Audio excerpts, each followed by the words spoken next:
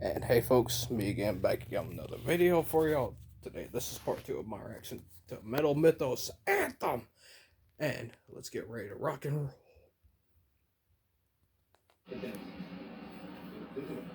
まあ予定だと来年の春あたりになるんじゃないかなという話は出てますけどね。もうちょっと先ですね。できれば今年中に撮りたいんだけど、またイギリスかどっか行ってね。本当バハマ行きたいんだけどね。バハマ。音楽ポイント行きます。The Bahamas. バハマってなんかボリボンとしてるように見えるんだけど、ACDC とか強力なアルバムをこう出してもらって。予算の都合上バハマは行けなくなりそうなんで、大英帝国に行ってね、もう一度、強力なエコーを持つので、ヘビーなアートを追求してこようかなって。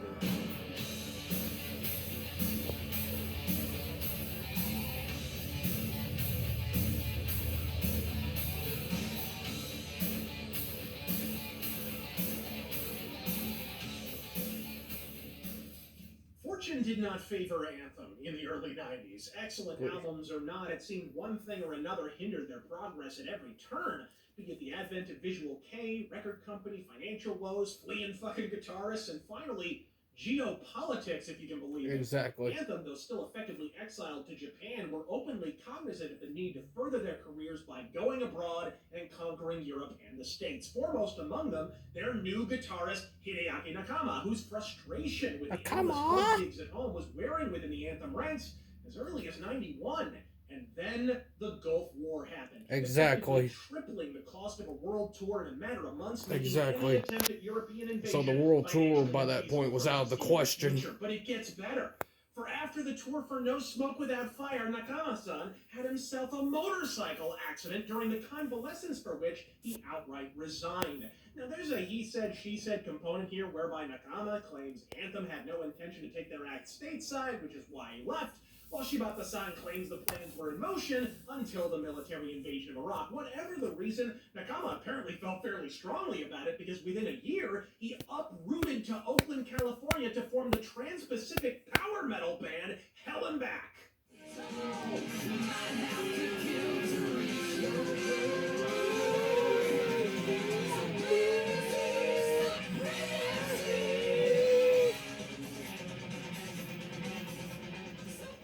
Enter Akio Shimizu, unassuming young prodigy guitarist and acquaintance of vocalist Yukio Morikawa. Shimizu-san was the polar opposite of both his predecessors. While Fukuda's playing was personified by a sort of sloppy precision, and Nakama was a neoclassical colossus, Akio Shimizu's playing is typified by pristine, faultless fretwork with a metronomic knowledge of keeping time and technicality. He was and is one of the all-time underrated greats of guitar, and he shines on his first and for the moment last Anthem album, the preposterously titled Titanic Domestic Booty.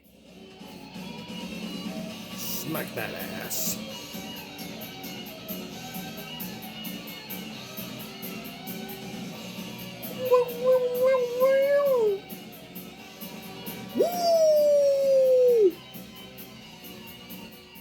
I said it in our very first Mythos on Priest, but the painkiller comparisons with this album are obvious. From Chris Sangarides reassuming his throne as producer to returning keyboard player Don Airy, the self-same power metal meets thrash meets melodic rock approach that catapults Exactly. Painkiller And I wish other bands will take notes. Thereafter can be heard with Eat your heart out, other bands.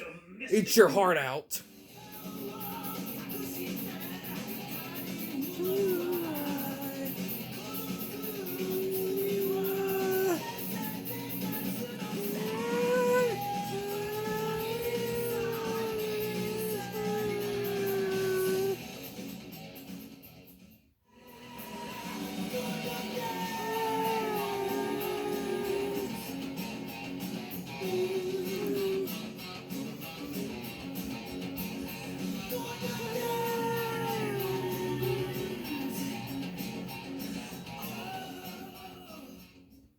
Another spectacular CD under their belts, you'd think Anthem would conquer the fucking planet by this point.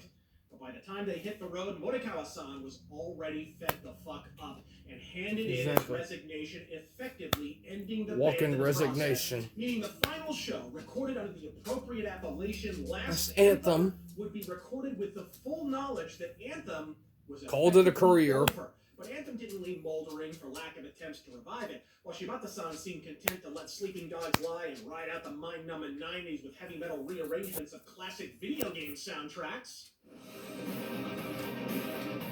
Castlevania, Dracula Battle 2, Castlevania Bloodlines. I knew it. I knew that looked familiar.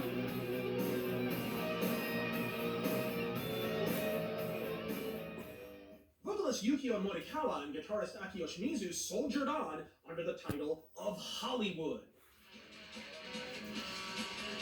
Yeah.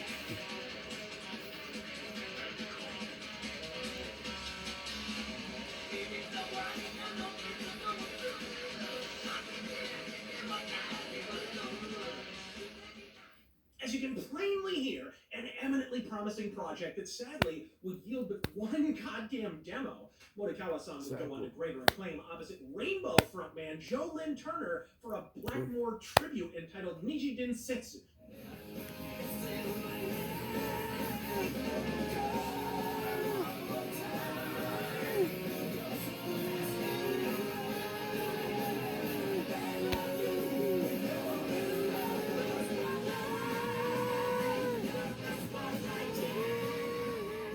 By the time we closed the door on the decade, it was clear the real Rainbow-related rampage was yet to come.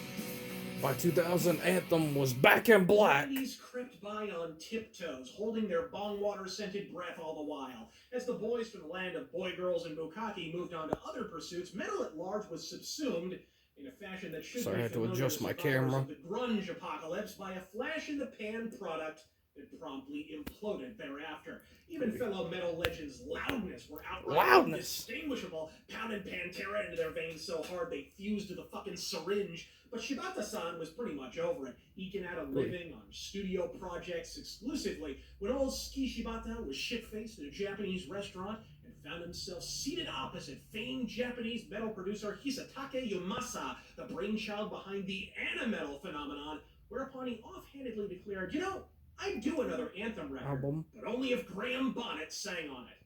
Which is exactly what they fucking did. What's One this? of my favorite bands on this planet is a legendary Japanese metal band by the name of Anthem. Over here, fairly obscure, but in Japan, you know, they are like Japan's answer to Judas Priest. And in Highly recommended by the Rageaholic. Don't think, just buy it. Just buy their merch. But it went hello. Hello. Graham-san, sorry. It was, a different accent with the same kind of phone call. How would you feel about doing this album, which is actually a Japanese album, but we have to translate it into English? To English. How would you feel about doing this album? I thought, bloody hell, this is heavy-duty Heavy duty stuff. And I said yes, and how much? And when I found out how much they were going to pay me, I said, absolutely. And just like that, after an 8-year absence, the almighty Anthem were among the living once more. Exactly. But Bonnet being a borrowed vocalist, before they could do anything more permanent, the public had to be reminded why they were missed to fucking begin with. And so, forged and flushed with aggression, came a record of re-recorded classics from their career, accurately entitled Heavy Metal Anthem, featuring prominent cuts from all eras of the band, although admittedly Add people, it happens. I can't skip this one. Just wait, it'll be over shortly. Pancakes and 6 cups of coffee. Great, Dad. Very normal. The Great North premieres Sunday on Fox. Don't give a and rip although about admittedly airing more on the Morikawa side than the original Azo era.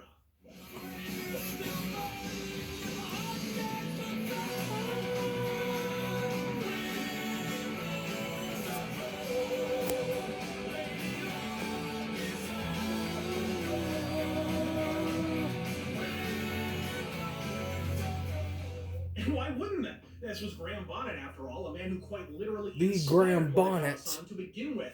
He has the range to sing anything, but why not play with sonic strengths instead? Exactly. With producer Chris Sangarides returning to twist the knobs and translate the lyrics Behind the to production English. desk. If anyone from America were planning to imbibe in Anthem's unique brand of Japanese speedcraft, this would be a fine choice for any first-timer. As for once, you can actually understand the words throughout. Exactly. To translate all this, these strange Japanese verses into real English, Real English. words around, because none of the translations worked. Yeah, I've often wondered this, because I speak Japanese, I know the original lyrics, and how they kind of translate, and it's not a direct translation. No.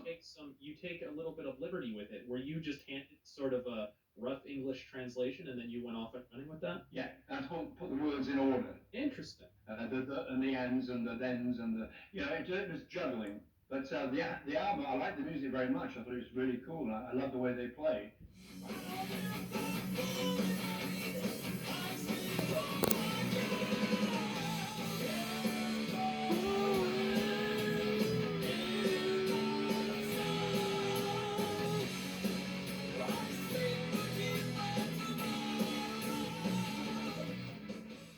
Stop in the studio as Graham Bonnet agreed to a tour, one where they played to sold-out crowds all across the Japanese mainland in what was, by any metric, a historic success for any band in the early 2000s, much less an inactive one for the better part of a fucking decade. But with Bonnet going back to his home in Australia and the audience jonesing for more, the question now came, who would step behind the mic going forward? And when the dust settled, a familiar face would provide the fucking answer. I see the baby move. I see hers.